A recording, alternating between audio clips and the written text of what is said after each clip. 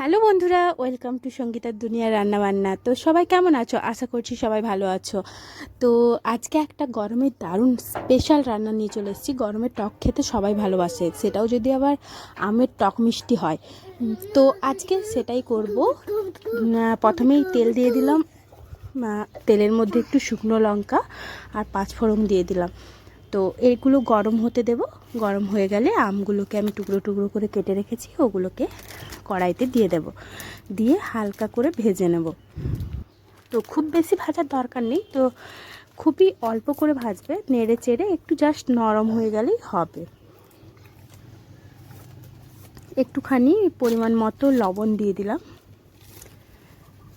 Half চা চামচ মতো লবণ দিলেই হবে। এরপর একটু নেড়ে চেড়ে ভেজে নেব।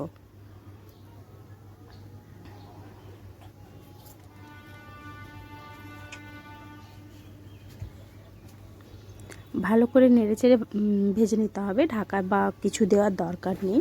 আমটা এমনিতেই নরম হয়ে যায়, তো নরম হয়েই গিয়েছিল।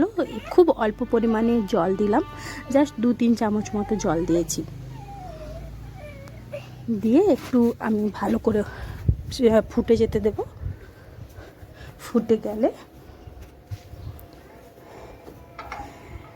দেখতেই পাচ্ছ, আমি খুন্তিতে একটু মানে থেতো করে দিলাম, যাতে ভেতরে ভালো করে সেদ্ধ হয়ে যায়। এরপর এর মধ্যে আমি চিনি দিয়ে দেব। আমটা এত বেশি টক ছিল যে চিনি দিয়েই যাচ্ছি, বাট মিষ্টি তো হচ্ছেই না, এত টক ছিল।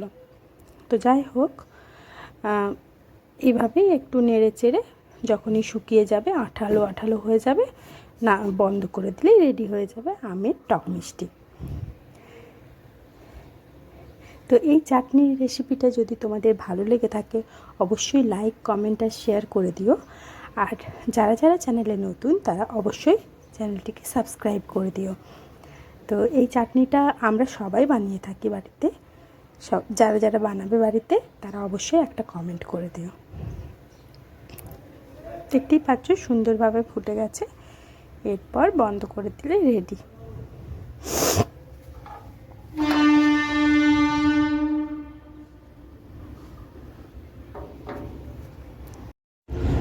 আমার আমের টক মিষ্টি চাটনি তৈরি হয়ে গেছে। দেখতেই পাচ্ছ কালারটা খুব সুন্দর এসেছে। Thank you.